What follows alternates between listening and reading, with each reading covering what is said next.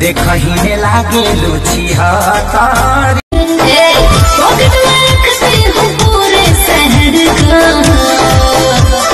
जिए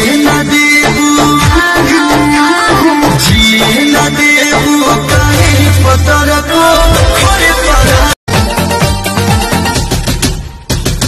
झुमका दिलाऊंगा, कंगना दिलाऊंगा, सब कुछ मैं लाऊंगा तेरी कसम।